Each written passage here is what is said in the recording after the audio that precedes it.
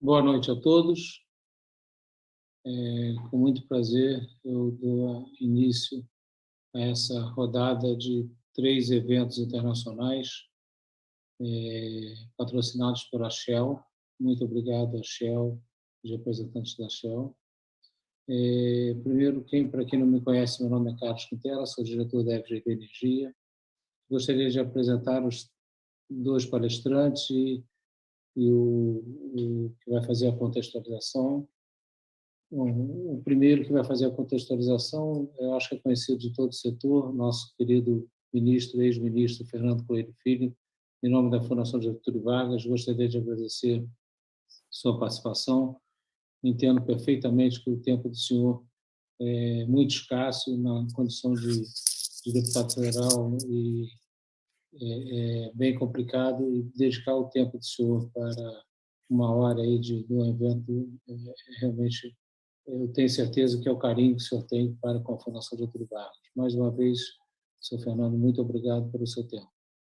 E, não menos importante, nossos 2 palestrantes internacionais, Carlos Pascoal, meu muito obrigado em nome da Fundação Getúlio Vargas, mais uma vez, senhor prestigiando aqui nossos eventos, e o Francisco Monaldi, também nosso parceiro na Rice University, meu muito obrigado pela sua participação. Fernanda Delgado será a nossa moderadora dos 3 seminários internacionais. Obrigado, Fernanda, pelo seu tempo também. Esse evento vão ser 3 eventos internacionais, como eu disse há pouco, todos patrocinados pela Shell. O primeiro é esse, que já estamos aqui iniciando. O segundo é com Amory Lobbins, é o diretor da Rock Mountain Institute, e que o André Araújo, presidente da Shell, fará a apresentação e a contextualização. E o terceiro é com Fatih Birol, diretor-geral da Agência Internacional de Energia, com abertura e contextualização do ministro Bento Albuquerque. Mais uma vez, muito obrigado. Eu queria, não posso deixar de agradecer os mantenedores da Fundação Getúlio Vargas, em específico da FGV Energia, que é o CEPEL, Equinor, Furnas, Ipiranga, Norte Energia, PetroRio, Enel e Eletronuclear. Meu muito obrigado por apoiar as pesquisas da FGV Energia. Bom, vamos dar início. Passo as palavras para a Fernanda fazer só a abertura, início, e em seguida eu estarei aqui, vou fechar minha tela, mas vou estar aqui prestigiando a todos. Fernando, mais uma vez, muito obrigado. Francisco também, Carlos Pascoal também. Fernanda, por favor.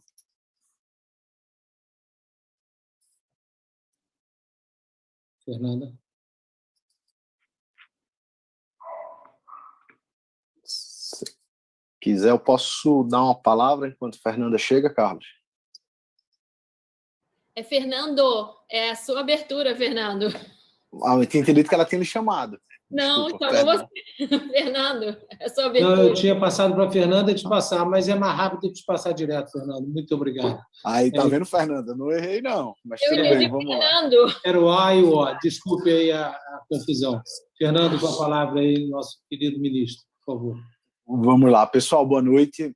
Eu queria, primeiramente, parabenizar e agradecer a FGV pela iniciativa, né? Mais uma vez, desse debate de alto nível, esse webinar.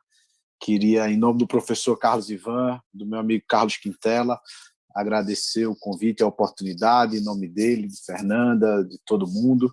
Cumprimentar de forma particular Francisco, Monaldi, cumprimentar de forma muito carinhosa Carlos Pascoal, que tem sido, enfim, um amigo aí que nós construímos nesses últimos anos e deu uma grande contribuição para, enfim, todo o movimento que nós iniciamos há alguns tempos atrás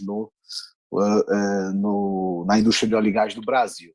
Eu fui aqui provocado pela Fundação para poder fazer 4, 5 minutos aqui sobre os desafios e provocar, digamos assim, os nossos palestrantes sobre esse momento que a gente tem. Eu fiz aqui algumas anotações, vou colocar as informações e vou ficar também aguardando e vendo o debate. Mas eu acho que tudo, a partir agora desse ano de 2021, com a presidência do presidente Biden, né, e a pressão pela redução das emissões ela vai ser uma crescente. Eu acho que a cúpula, agora recentemente, já sinalizou um pouco nesse sentido, e isso mostra que o setor elétrico e o setor energético ele vai ter um papel fundamental nessa redução das emissões. E quanto mais pressão para isso, nós temos visto nos últimos anos que isso trouxe mais investimentos em inovação e em renováveis. E essa pressão em renováveis, eu vejo aí, abrindo um parênteses, uma grande oportunidade para o Brasil, trouxe também o gás como sendo a energia de transição, mais um parênteses, mais uma grande oportunidade também para o Brasil. E isso tem tudo a ver com a nova geopolítica da energia, que é o ambiente e que é o tema dessa conversa de hoje, porque como é que o crescimento das renováveis, ouvindo aí a experiência dos dois que têm uma visão de mundo mais clara, como essa pressão das renováveis vai desafiar os países produtores de óleo, produtores de petróleo, principalmente os países do Oriente Médio, que sempre tiveram nessa questão do abastecimento do óleo e gás uma preponderância muito forte. A gente já viu recentemente com o desafio do shale, né, americano, que foi, digamos assim, já um desafio grande para eles. Um ano atrás, pouco mais de um ano atrás, a gente chegou a ver preço de barril sendo comercializado a preço negativo.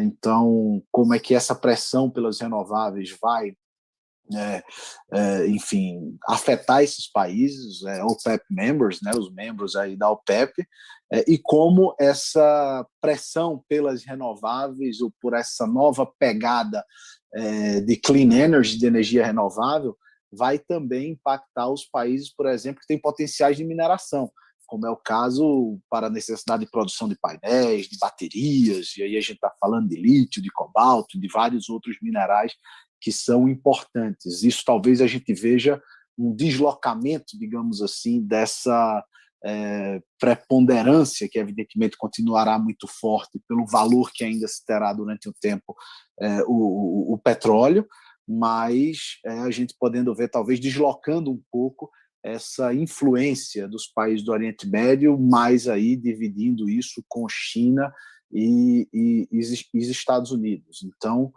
como é que se dará essa nova geografia dessa influência desses países? E aí, também eu acho que vale sempre, puxando aqui, eu bato sempre nessa tecla, não é de hoje, Quintela, embaixador Carlos Pascoal e Francisco Monaldo. Eu acho que a gente muitas vezes fica aqui no debate, principalmente nós políticos, querendo achar de que o Brasil, que é um país que tem muitas riquezas, enfim, ele é disputado por todos. E é bem verdade que todos querem estar no Brasil, mas todos querem estar no Brasil enquanto as contas fizerem sentido. Ninguém vem investir no Brasil porque gosta do Brasil ou porque gosta de passear no Brasil. Tem que fazer sentido econômico. E a gente está vendo já montadoras, empresas e países já dando metas muito claras de zerar a sua pegada de carbono, as suas emissões, ou a sua produção fóssil, e a gente aqui ainda está discutindo como é que vai ser os modelos de leilão, como é que vai ficar para poder explorar mais ou explorar menos, porque aquilo é uma riqueza da nação. E eu bato nessa tecla, já não é de hoje, muitos aqui que tiveram a oportunidade de já me ouvir falar em outros ambientes, de que essa riqueza ela tem que ser usada em favor do Brasil agora, porque senão aquele velho discurso de parte da política de que o petróleo é nosso, se a gente não conseguir dar utilidade a ele agora, aí é que o petróleo vai ser nosso mesmo, porque ninguém vai querer mais o petróleo, não vai fazer mais sentido a gente poder tirar ele de 3, 4, 5, 6 quilômetros debaixo de sal, de água, de terra, porque a sua conta vai ser inviável economicamente. Então, eu acho que esses são os desafios puxados que a gente tem, mas, de novo, só o último parênteses, como eu já fiz no começo, mesmo tendo esse desafio na parte da exploração, eu acho que o Brasil é abençoado pela sua geologia. A gente tem no gás e nessa oferta abundante de renováveis aqui, tudo para poder, digamos assim, continuar sendo um país de vanguarda.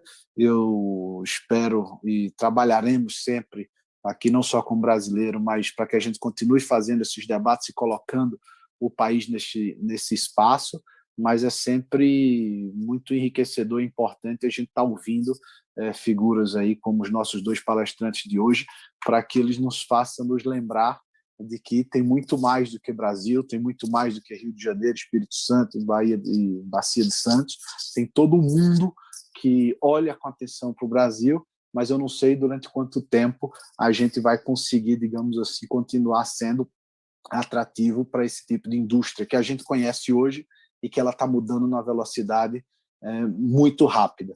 Então, mais uma vez, a parabenizar a Fundação. Eu queria, Carlos, agradecer a você aí a iniciativa e a oportunidade de estar revendo aí duas grandes figuras, e de forma particular o nosso Carlos Pascoal. Obrigado, ministro Fernando. Passo a palavra agora para a Fernanda Delgado, moderadora desse painel. Por favor, Fernanda. Obrigada, Carlos.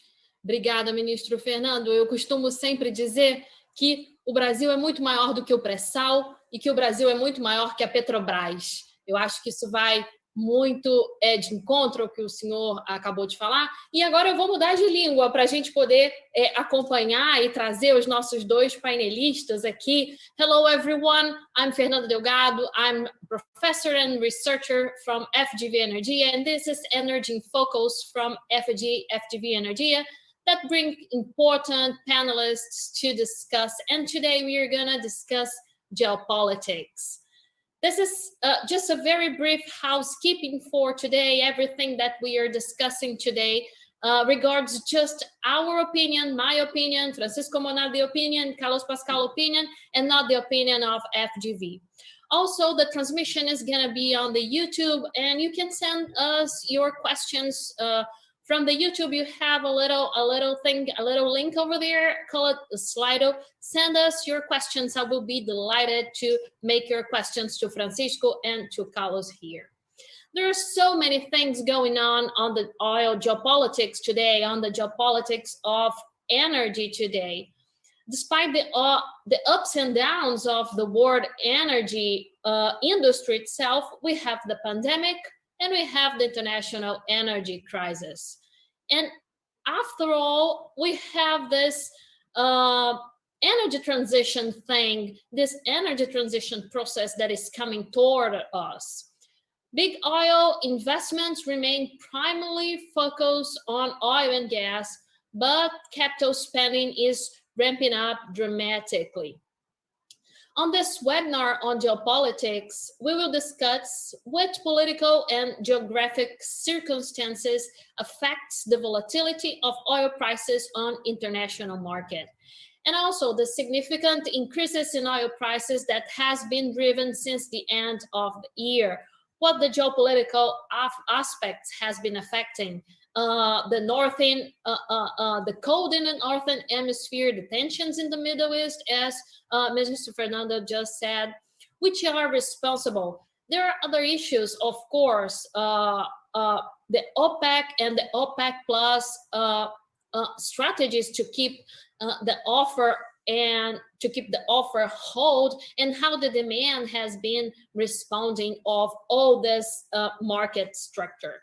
And for this today, I have the honor to have Mr. Carlos Pascoal, Senior Vice President of Global Energy IHS Market. Carlos, thank you so much for your time today, for your generosity to be here with us today and to discuss with the Brazilian public.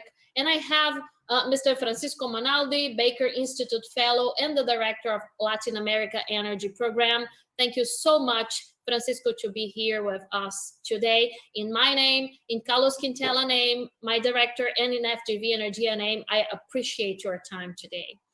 I will start with some questions while we wait for the questions from the public. And I will have a first question for Mr. Carlos Pascoal. Carlos, in your opinion, in your view, how geopolitical aspects are really impacting offer and demand in the oil sector.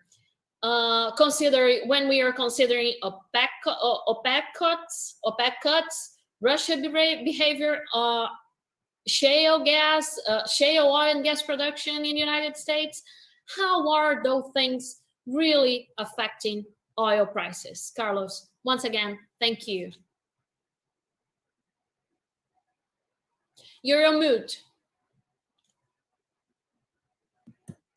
Thank you, Fernanda. Fernanda, I really appreciate the opportunity to be with you and the invitation. Carlos Quintela, thank you again for allowing me to be with you. Minister Coelho, always great wisdom listening to you. You have very, very smart observations and advice for all of us working in the energy sector. And my friend Francisco Monaldi, always a pleasure to be with him on a panel and to share ideas. The question, Fernanda, that you ask about the geopolitics of oil, geopolitics and oil prices and how they're affected. There's a short-term answer and there's a long-term answer. And both are really important and we need to pay attention to them. So let me touch a little bit on both, and both could require elaboration. The short-term answer, obviously very directly related to the pandemic and the recovery from the pandemic. The United States has put in a $1.9 trillion recovery package, or huge acceleration of vaccinations, over 3 million a day. We're seeing a normalization of life slowly, not completely, but slowly it's beginning to happen. Demand is being restored. That's had a huge impact. Europe has fallen behind, but it's starting to recover. In Asia, we've seen a mixed picture, but generally demand has recovered. China has not had great success with its vaccination program, but it's managed to maintain control of the pandemic through electronic surveillance and controls on testing. And so the result is that there's an expectation that in the second and third quarters of this year, that we will see an increase of demand of 6 million barrels a day of oil. Now, what happens on the supply side becomes absolutely critical. And here, OPEC Plus, and especially Saudi Arabia, are at the center. Russia is a huge and major supplier already. It's not in a position to have a huge major expansion. OPEC has already indicated that it proposes to increase its supplies, OPEC Plus, I should say, by about 2 million barrels a day, a little bit more than that. But the most critical issue in the short term is going to be Saudi Arabia. No other country has the spare capacity to be able to respond quickly to the market. And so over the next few months, in the second and third quarters of this year, the story of what happens on price is going to be, how does Saudi Arabia in particular respond to this increase in demand? If they respond with a significant supply increase, as they've suggested that they're going to do, and restore the 1 million barrels a day that they have taken off of the market, we'll see prices potentially in the $70 range. If Saudi Arabia and OPEC don't respond strongly, we could see prices move up much higher into the $80 range. All right, what does that tell us? It also begins to show us that because in this market, where demand is relatively tight and declining, and I'll come back to that in the future, over the long term declining, what happens in supply is going to be the biggest factor affecting prices, and we're potentially going to see a significant amount of volatility in short cycles. A significant change from what we've seen previously in the market, where cycles might have lasted about a 10-year period of time. And it tells us two very simple things about the oil market. Number one, those who could produce the cheapest oil that have the lowest costs are going to protect themselves from that volatility. That's going to be absolutely essential. And secondly, if you have low carbon content in your oil, given what's happening, as Minister Coelho already indicated, more broadly with climate change, that's also going to be an advantage as well. So low price, low carbon content. There's a medium to long-term answer to your question that I just want to highlight, and we can go into it in much greater detail. We have seen over the past year a very unexpected development globally, even during the pandemic. Many people predicted that with the pandemic, that countries would simply slow down the pace of transition, of energy transition, and slow down their efforts to invest in addressing climate change. But instead, what we've seen is the opposite. About 130 countries in the world have now made commitments to net zero emissions by the year 2050, 2060 if you include China. Over 70% of the world's GDP is in those countries that have made net zero commitments. 73% of those emissions are in countries that have committed to net zero. What it starts to tell you, the United States, now with Joe Biden, China, the European Union, Japan, the UK, it's coming together in a way where there is an overwhelming wave that is generating this movement toward net zero. And yet, at the same time, what we also know is that only about 10 countries in the world have actually put in place legal frameworks to be able to achieve those targets. And 2021 is the year where we're starting to see this alignment between aspirations and climate action. The two of them need to be brought together. Hence, one of the reasons why the climate summit that we saw in the United States last week, an interest of the United States to do two things. One, to raise its hand and say, I'm back, I'm a leader. And two, we have to be much more serious and specific about the goals that we set, how we're going to achieve them. And one final thing I'll say here, the importance of action in the short term. And the reason for that is that over this next decade, we need to begin to take those actions that really bend that curve on emissions.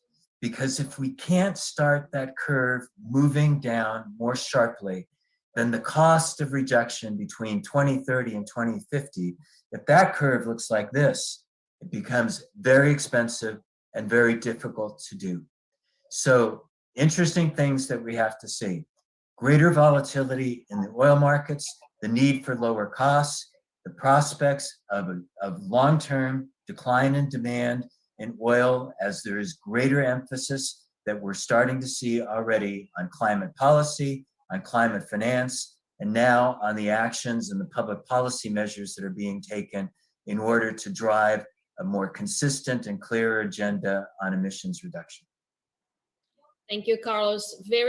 Everything's so interesting and all very imbricated as well, because when you talk about the offer and demand and the behavior of OPEC and OPEC Plus, we have to understand that this price is held in a non-natural way because the offer is controlled by the cuts. The demand is still not well responding. We don't know how the demand is going to respond from this all these packages of economic stimulus that has all over the world, especially in the United States. Joe Biden is signing with $2 trillion on renewables plus $1 trillion to get off the COVID, the pandemic thing. So there is a lot going on. And in the middle of that, you have the energy transition and the oil companies doing their homework on the energy transition. The thing is that we see the oil companies that are making their homeworks towards the energy transition are the international oil companies, but we are not seeing this movement from the national oil companies yet. So this is something that has to be addressed in a very, very short future, as very short future, as you said. We are in a hurry for this thing. Thank you so much. I will address a question to Francisco. Francisco, taking to our perspective here in Latin America, which countries in Latin America will benefit from the energy transition? which ones are more exposed by the phasing out of fossil fuels? Which ones, in your perspective, are ready for this race to the top? Thank you, Francisco, for joining us today. Thank you very much, Fernanda, for the invitation, and it's an honor to be with you and with Carlos Pascual in this conversation. As you say, this is a very interesting question, and Carlos framed for us the prospects of what might happen in the future. So he included the fact that we could have some price cycles in the short term and medium term. We could even have, periods of significant high prices, depending on how supply adjusts to the demand growth that we might have after COVID. But in the long term, or in the medium term, we can see within a decade, or we don't know the exact pace and timing of the decline or the peak of oil demand and eventually of the peak of natural gas demand, but we know that is going to happen. First oil, probably within this decade, and eventually natural gas, if we at all will fulfill the commitments that Carlos mentioned that countries have been making.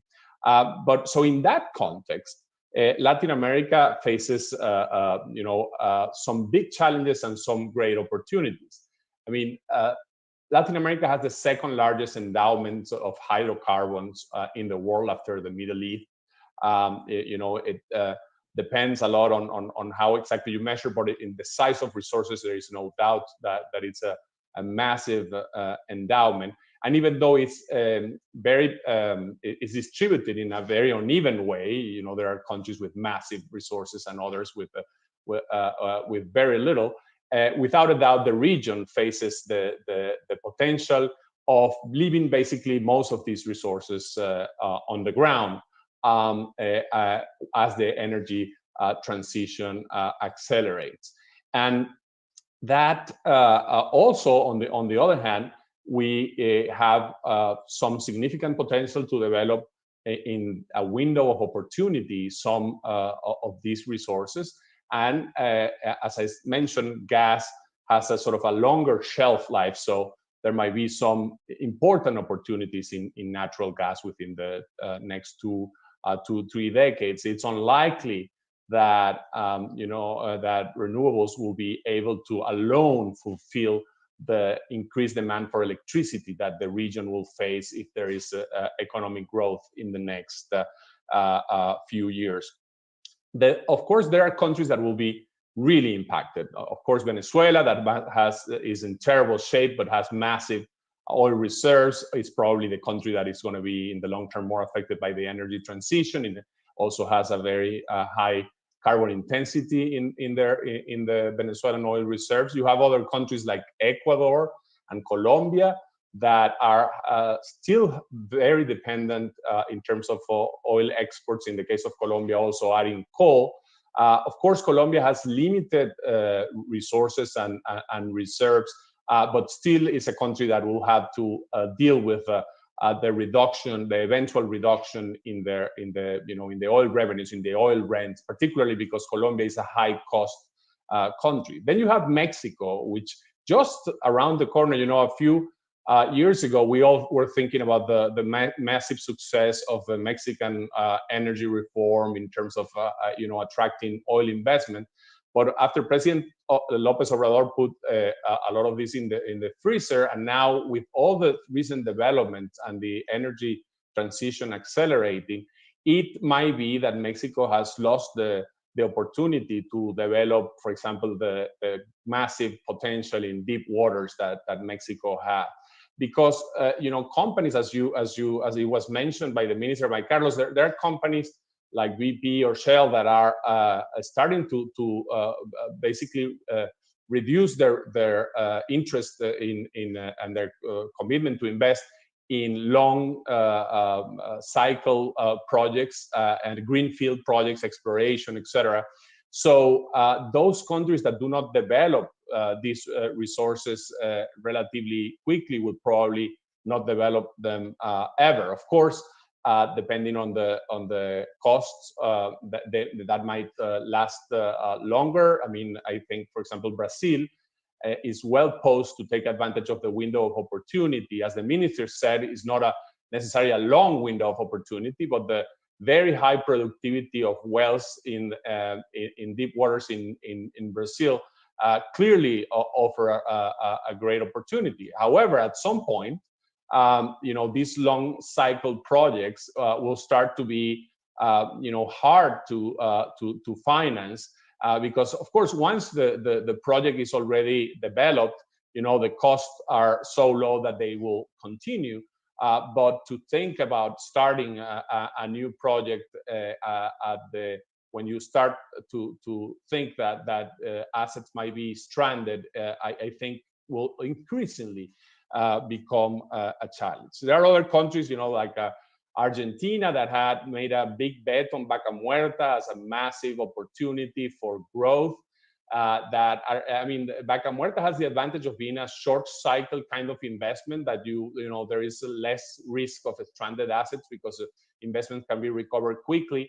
But Argentina has been unable to create the conditions for the type of significant investment, for example, in LNG that are required to fulfill the massive potential. So I'm skeptical that they will develop the full potential of Vaca Muerta, although of course some of it will be developed, no doubt. You have, of course, Guyana, a country that from being the poorest or second poorest in the region will become the richest country in Latin America on a per capita basis. This is a country that will produce more oil per capita than Kuwait and the UAE, if the plans of Exxon are fulfilled.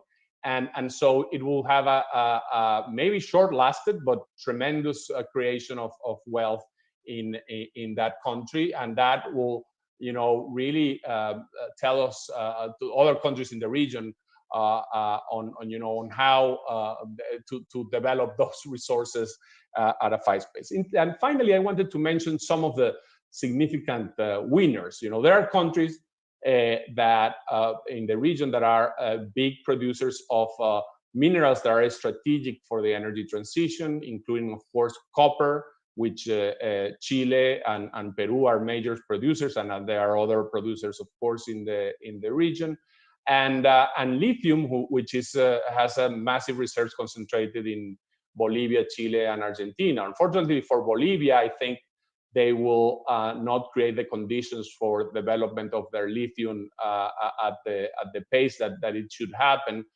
But Chile, without a doubt, will take advantage of both trends for electrification and batteries. They also Chile is a country that until now was not blessed by energy potential, but now they also are blessed with the potential for solar and wind. So that's a clear winner. There, of course, the region has a massive hydro use in their energy matrix, but it's unlikely that will grow significantly in the next few years. But without a doubt, the countries that can harness the potential in terms of renewables are going to be much better poised to have success in this energy transition. Thank you, Francisco. There is a lot going on in Latin America, and despite all that, we always have this sense that we have this desire for economic free of economic, to have a more liberal economic and have not so many democratic governments. That's so very Latin America. And you were talking about the movements that some oil companies did, like BP and Shell and others and Exxon. And one thing that we have to keep in mind is that those companies already did those movements in 2008, 2014, and they are doing those movements again towards the more renewable energy. So how to deal with that when you are in Latin America? Well, let me get back to Mr. Pascual. we were starting to talk about international and national oil companies. We are seeing many international companies making investments, but IOCs represent just 10% of the total of the oil and gas production in the world, and the other 90% are in hands of national oil companies. We just said that, but it seems to have the same, national oil companies seems not to have the same hush or the commitment to climate change. How to change that? Or better, how to achieve energy transition goals without national oil companies? Or what is the best to do to bring them in, how to bring them in, or how to achieve those goals without them? Fernanda, thank you. I think it's surprising, but I think one of the things you'll find is that many national oil companies, and especially some of the national oil companies in the Middle East, are extremely excited about the energy transition and are taking massive steps in this direction. Let me give you the context of it, but let's step back for 1 second and just set the parameters. With the energy transition and the outlooks for the change in demand for future, depending on the scenario that you look at, the world is still going to be consuming in 2050 somewhere between 50 to 70 million barrels a day, right? Depending on which scenario you look at by which agency or which individual company. That's quite less than the 98 million barrels a day that we're projecting that we'll go back to by the end of the year, but still it's a significant amount.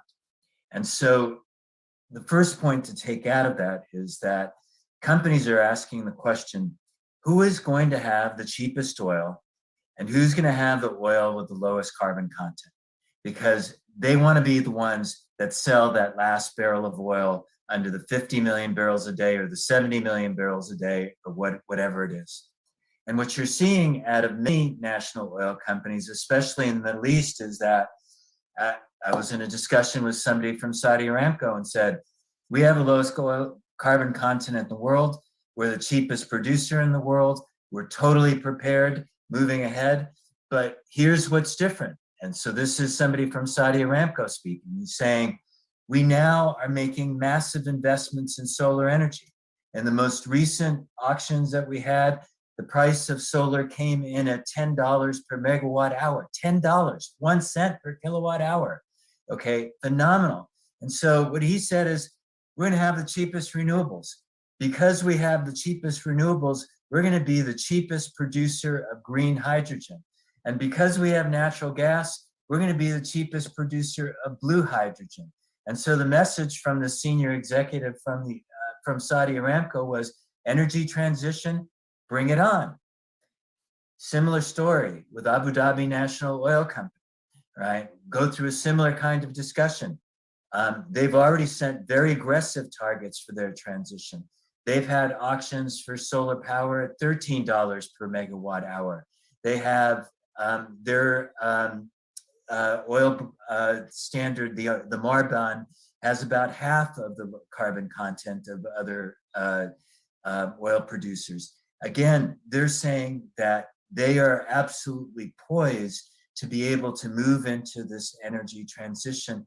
And here's, I think, Fernanda, going to be one of the interesting things. Potentially what we may see in the future is a split in OPEC, because the interests of some of those countries are going to start to fundamentally deviate.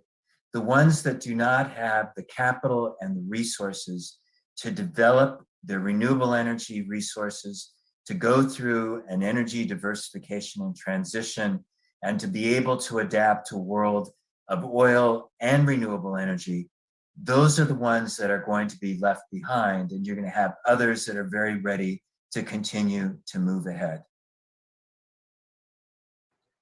Wonderful. So everything is not just about, it's not money or even the energy transition, it's about timing. Well, it's about timing, but money is a big part of it, because these companies are looking at it and they're saying, who's going to be the cheapest producer? So they have it because they're cheap, so they are going to achieve it anyway. So the point is, the timing and the phasing, how they are gonna get that thing on in the world pace? Well, pace is a critical factor, and I think for oil and gas producers, for Petrobras and every company that is trying to take advantage of developing the upstream in Brazil, the message is very clear. Anything and everything you can do to bring in techniques for cost reduction and efficiency, they have to be brought in now, and hence the importance of accelerating actions on digitalization and maximizing efficiencies in the upstream. And the same kind of message goes through on natural gas as well. But the other side of it is, who has the potential to be able to benefit the most from their renewable resources and to be able to get the most out of them, including what are the mechanisms to be able to achieve the base load that's necessary to deal with the intermittency. And so when we ask the question Francisco was responding to, who can be the winners?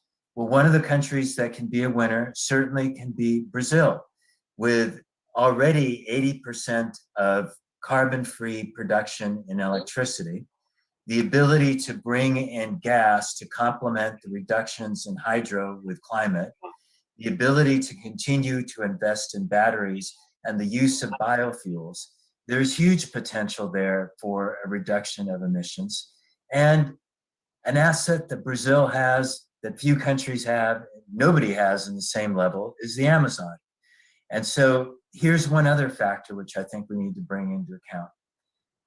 The world is going to need negative offsets. What do I mean by that? Negative generation of carbon.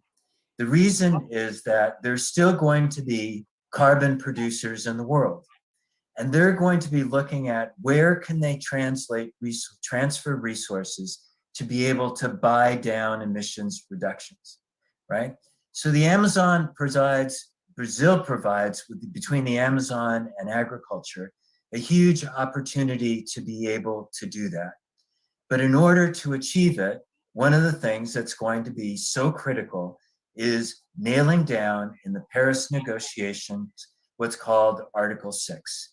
Article 6 are the rules on accounting for carbon offsets. And so it may seem a little bit technical, a little bit boring, but it's really important. So, I want to be a good citizen. I get on an airplane, I buy carbon offsets, and I buy them to plant trees in Brazil, right? To offset it, right? So Brazil plants the trees, and they're saying, okay, we're counting that as part of our emissions reductions. I'm a good citizen. I want to say, hey, I offset my emissions on traveling on an airplane, but we didn't get double the emissions. Only one of us gets to count them, right? So you need basic rules on how to do the carbon accounting. And for a country like Brazil, this is something that's potentially worth billions of dollars over the years, and where for Brazil, there's a huge opportunity now to engage in a very aggressive way in these climate negotiations to be able to create the foundation for yet greater capital resources coming back to the country. And rather than this issue of the Amazon and agriculture being one which has caused so much controversy internally within Brazil, it can be transformed into something which is a capital generator that's promoting sustainability, but is bringing in billions of dollars back into the country to be able to support the kind of sustainable development I think that most Brazilians want. Wonderful. That's a wonderful to hear that. It gives us a hope that we have solutions. We have how to get away from all this trouble, to all this turmoil. And despite all that, I always like to say that Brazil has a good problem, that we have all the energetics here. We have oil, we have gas, we have wind, we have solar, we can do hydrogen from whatever. So we have the Amazon, we have all the kind of energy that we can do in the world you can find here in Brazil. our problem here is some kind of planning that we still don't have. We are still struggling, but as all Latin America countries. Thank you so much, Carlos. Getting back to Francisco, we are talking about decarbonization in Amazon. What do you think about the public policies for the energy transition in Latin America and the whole of the private sector in achieving competitiveness and sustainability in the region? Getting all this that Carlos just said, how can we think about public policies for this energy transition in Latin America?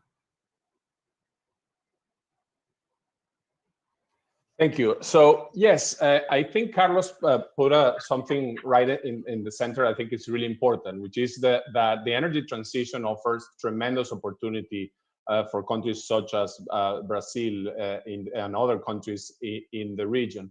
And of course, Brazil, because of the combination of elements that we mentioned, it's in a really good position.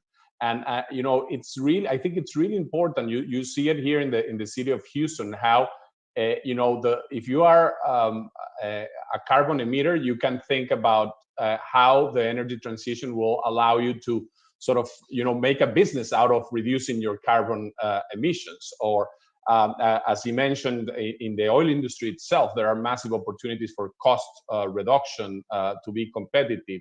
The carbon offsetting is really important. But however, I am a little bit concerned that, you know, in the region, despite some countries making some important commitment in the past, policy and policy implementation in this area is lagging in most countries, and also in companies. And I am a little bit concerned about what we're seeing in the region politically, because, you know, COVID has been devastating for Latin America, not only in terms of deaths, but in terms of economic decline.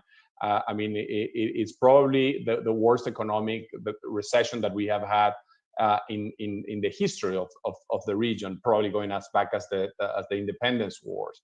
So the consequence of that, if you think about what already had happened in the region with the decline of the commodity prices in the middle of last decade, we started to see a region in which political instability increased, in which moving away from a situation of popular presidents and you know, optimism about the region, we started to move into a situation in which incumbents became in general relatively unpopular. Presidents started to become not re-elected for the first time in the region, and there is a chance of a lot of you know, populist backlash and even, you know, basic instability and gridlock in policy.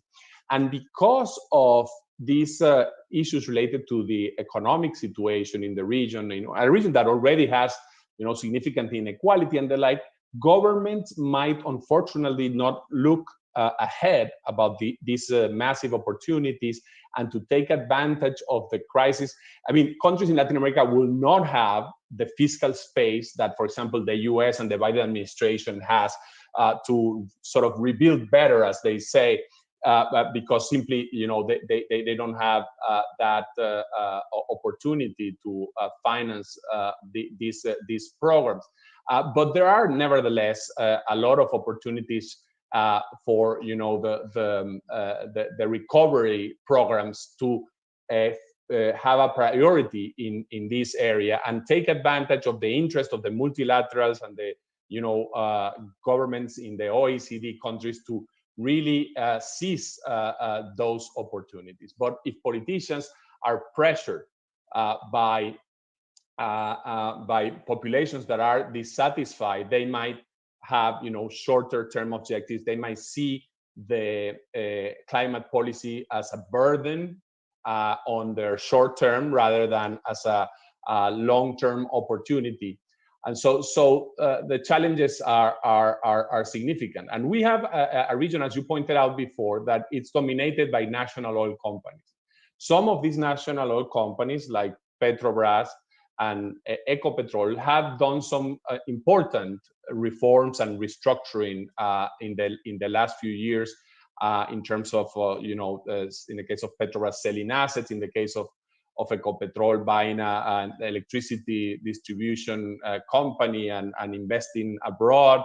But the challenges are going to be big because oil rents are going to decline, and part of it you can offset by being more efficient, as Carlos said, but it's unlikely that you will have the same size of rents. And a lot of the oil companies in the region were founded because of, in order for the state to maximize the capture of those rents.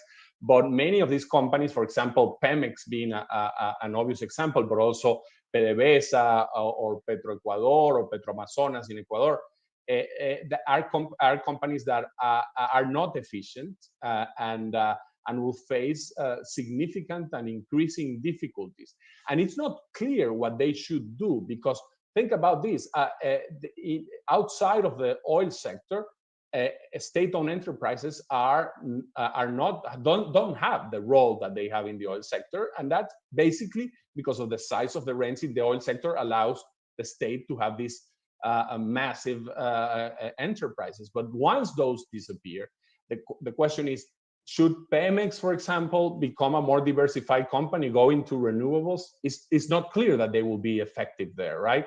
And similarly, others, Ecopetrol seems to be making a little bit of a bet in that regard. But of course, they have very limited reserves, and they have to be, move faster than other companies. And so, in the meantime, what should be the states in the region be? Should they be investing in assets that could be potentially stranded, or should they open to foreign investment more aggressively and let the private sector be the one that takes this long-term risk of a stranded asset?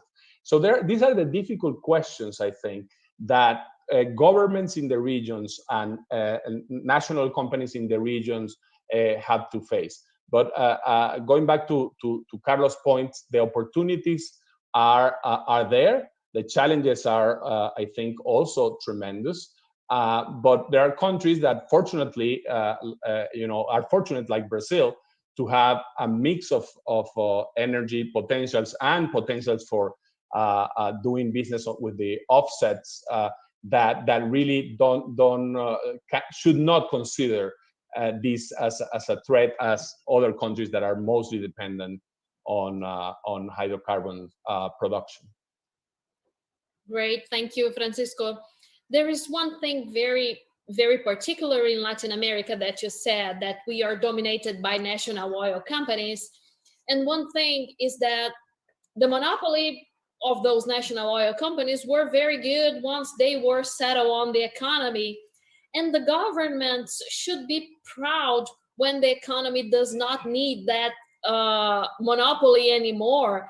It's something that you see, that the economic is so plural, is so diversified, that the monopoly is not needed anymore, and the economic can bring more agents and more companies. So there is no place more for the monopoly. It should be something to be celebrated by the governments and not to be bad seen by the governments, as we see in Latin America countries.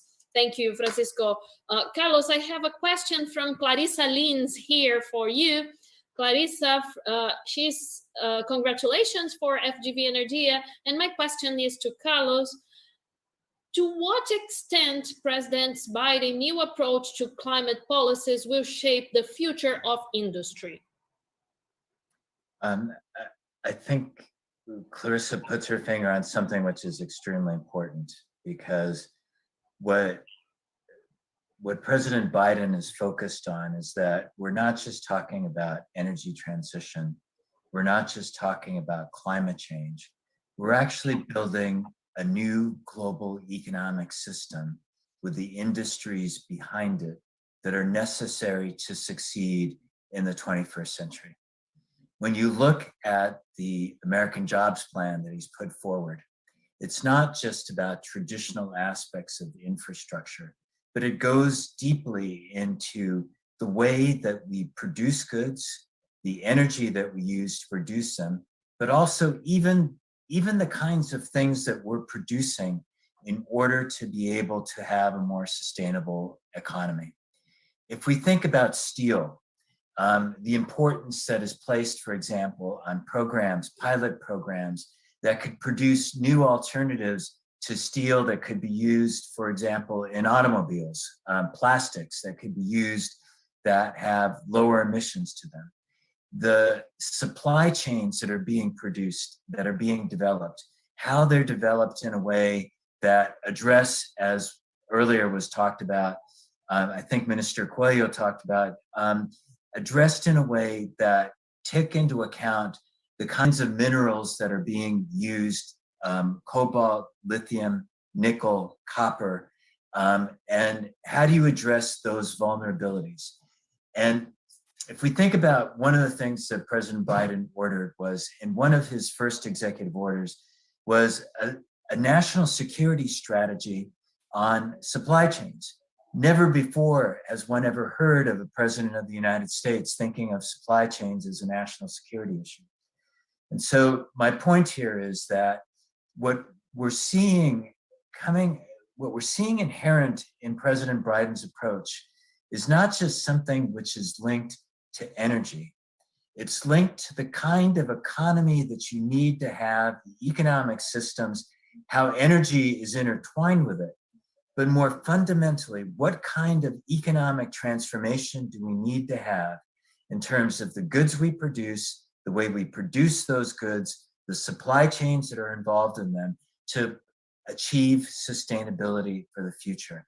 And I think that is going to be one of the biggest challenges that we all face. Can we understand and act on the magnitude of what's in front of us?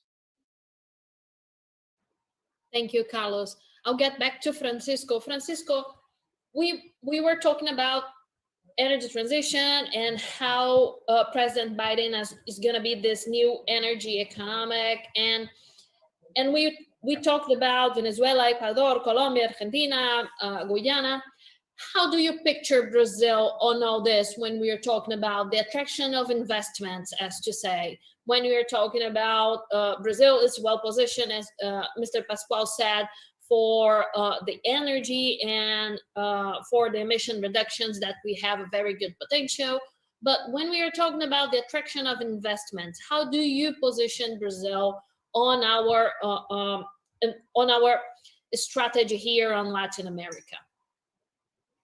Well, I think, I mean, first, it's striking, as Carlos said, there is this dramatic change that we are seeing in the world, a combination of, of COVID and its effects, and the move in the US from an administration that was a climate skeptic, and that, to give you an idea, I mean, Carlos was the creator of the Energy Bureau in the State Department, and in the Trump administration, they basically, most of their work was like promoting, for example, the shale development in Argentina, or things related to the hydrocarbon sector. And of course, you now have a president who appointed John Kerry as an envoy on climate, and it gave him a cabinet position, and all this massive movement in terms of commitments. Of course, the issue is that there is no bipartisan commitment in this area, and therefore it could happen that if there is a change in administration 4 years from now, the US does not continue with the same impetus. But going back to the case of Brazil, so Brazil, I think there are a few things that Brazil has to sort of keep in mind. I mean, first, we mentioned the fact that we have a window of opportunity to develop the oil and the gas resources. But let's start with oil. Brazil needs to move fast to develop their oil resources, and they have to work hard on improving or reducing costs, on being very efficient, and on reducing as much as possible the carbon content of energy production in Brazil. And that also might, I think, mean at some point trying to, as I said, diversify the risk of the country in terms of opening it more to foreign investment than it currently is. After all, Petrobras is very dominant in oil production.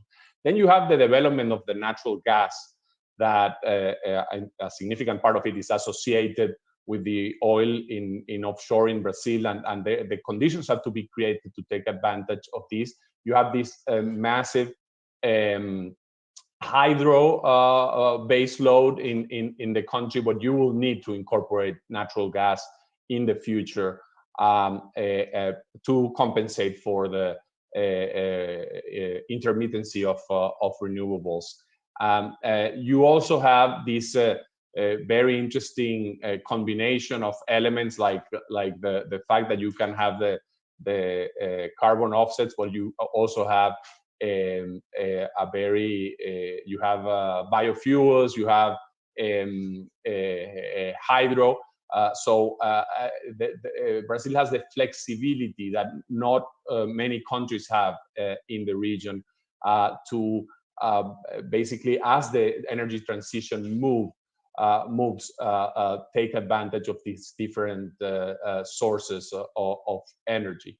As I mentioned, other countries in the region are much more dependent on one or two fuels. There are countries like Chile that I think will benefit tremendously from the energy transition, but I think many others will actually have a difficult time adjusting to it. Not so, I think, Brazil, if the policies are right. But in the meantime, there's going to be, tensions, because there are always winners and losers.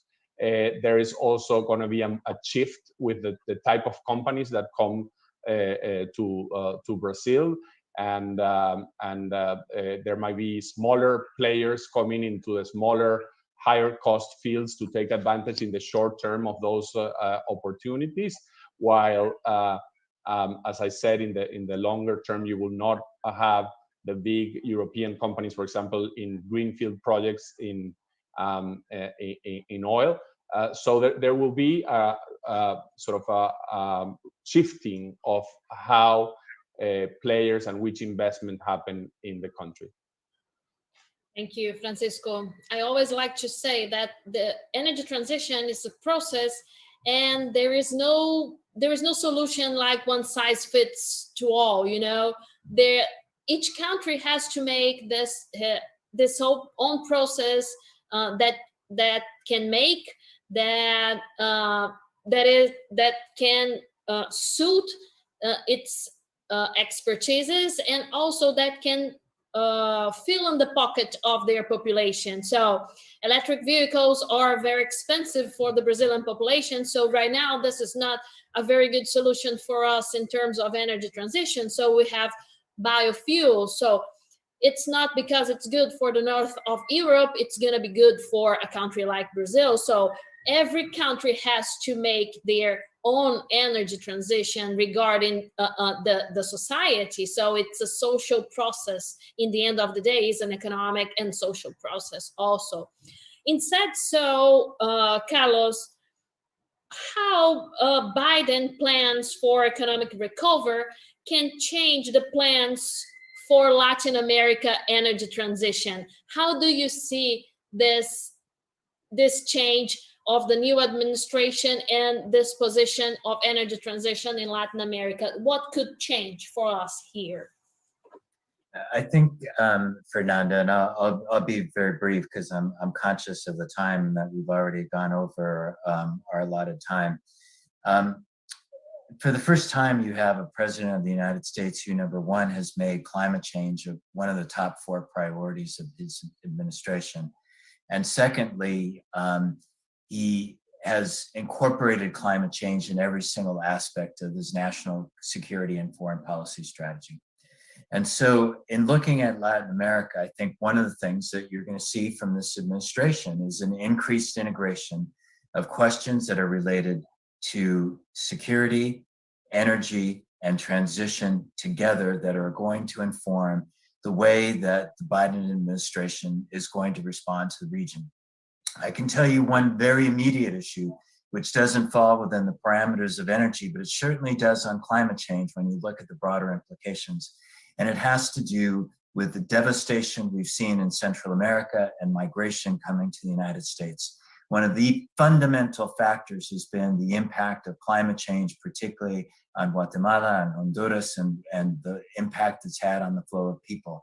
And this administration is looking at that squarely in the eye and is saying, if we're going to address these issues of migration coming to the United States, we have to recognize that climate change is a global problem, it's a security problem, and we need to invest in the communities that are being affected by this and address some of those concerns. I think you're going to see from the Biden administration a renewed emphasis on interconnections across countries, because if you have those interconnections, you have greater flexibility and efficiencies and where to invest in renewable energy, and you have greater capacity through the interconnections to reduce some of the vulnerabilities that are caused, for example, because of the brownouts that result from the impacts of climate change on the reduction of hydro energy, if you have an opportunity to interconnect within states. And so I think you're going to see an administration asking those kinds of questions, seeking to find ways to promote constructive investments in energy transformation and transition, being willing to use mechanisms for offsets in nature-based solutions, and finally, a greater willingness to use the resources of financing and risk reductions to support investments throughout the region on renewable energy, on batteries, on sharing of technology that are going to be critical to the transformation and accelerating the transformation of the region. Wonderful. Thank you so much. Actually, we got the end to our webinar. We are here for more than an hour. I would like you to make your final considerations, and thank you so much for being here. Francisco, for your final words, please. Well, no, I think I am very pleased to have been part of this panel. I think it is clear that we are facing big uncertainties in terms of time and pace of the transition, but we have the certainty that the transition is ongoing, and so the region cannot fall into looking at the short-term crisis that we are facing in terms of the economy and the politics, without keeping an eye towards this really important challenge, the challenge of our generations in the world, and the countries that really take advantage and take the bull by the horns and really move in this direction will be much better poised to move into this new world, and those who because of their political difficulties, instability, and the like, do not create new policy frameworks and advance on this arena will face significant challenges, including the challenges that, as Carlos mentioned, will come because of climate change itself. That it's going to be a big challenge for countries in our region. So tremendous opportunities, but really difficult challenges, and in the end, policy in this space is absolutely essential. This cannot be only solved by the private sector. It requires political commitments and political consensus. Sure. Thank you so much, Francisco, for joining us here. Thank you so much for accepting my invitation. Mr. Pascual, your last words, please, your final considerations.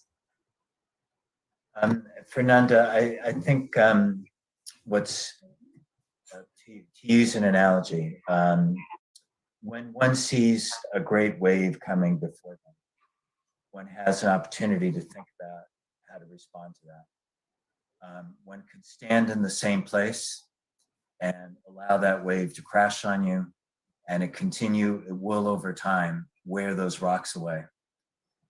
The other opportunity is to look at the force and the power that has, and to be able to see that it's an opportunity, and to get on it and understand how to ride it and take it into the future. And it goes back to the points that Minister Coelho started us off with. We need to be thinking about the future. What can that future look like? How can those opportunities be created?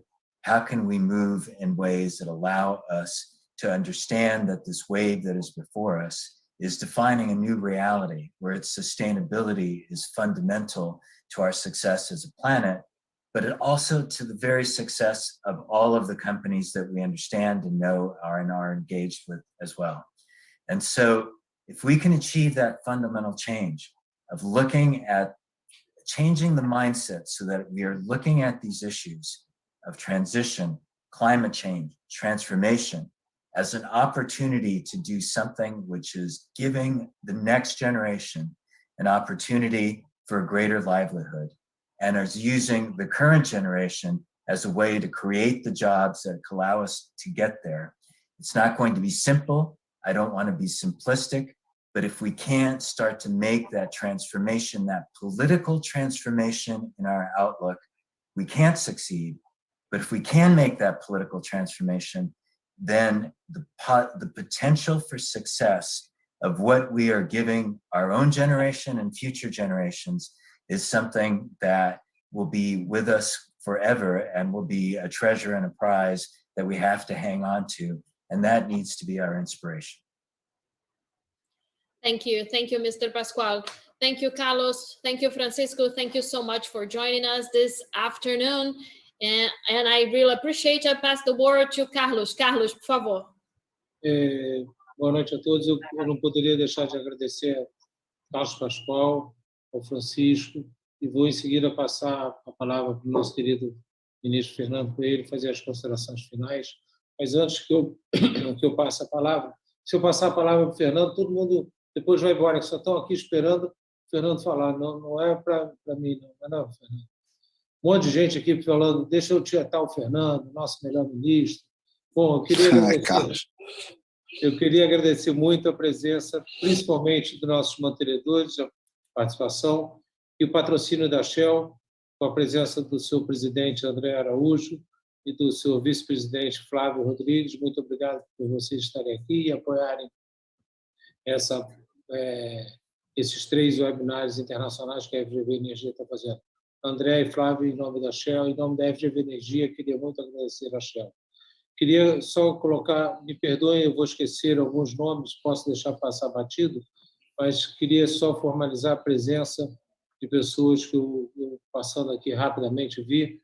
O presidente da BR, senhor Wilson Ferreira, obrigado pela sua, por prestigiar e sua participação aqui direta, mas obrigado, senhor Wilson Ferreira.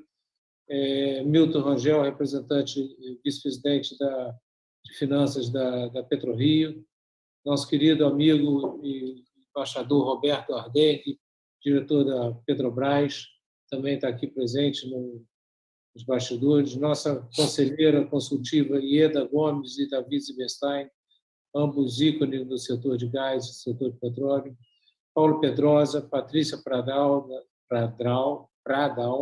da Chevron, Eduardo Guerra, presidente da PPSA, obrigado, Eduardo, e os nossos amigos, não menos importantes, por último, da IHS, Bedregal e Rodrigo, obrigado por apoiar também e trazer nosso guru, Carlos Pascual. Agora sim, eu estou tranquilo para terminar, porque eu passo a palavra ao Fernando e todo mundo em seguida pode ir embora, que só estava esperando o Fernando falar.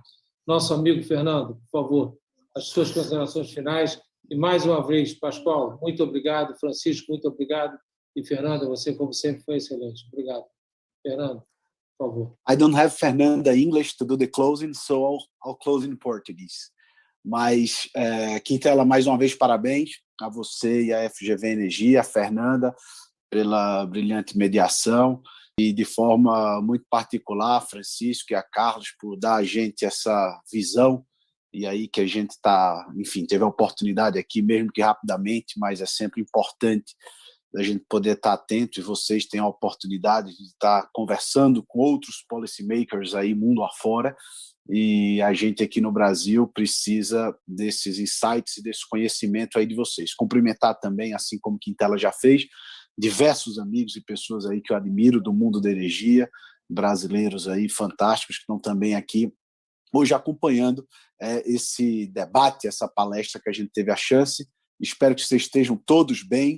Vamos nos encontrar nos próximos encontros aí da GV. Se cuidem, vamos nos prevenir para que a gente possa virar logo de uma vez por todas, se Deus quiser, essa pandemia e possamos nos reencontrar com muita saúde, discutindo o nosso setor elétrico e energético aí, ainda com mais ênfase. Então, parabéns FGV, parabéns Fernanda, obrigado Carlos e obrigado Francisco aí também pela participação. Um grande abraço a todos.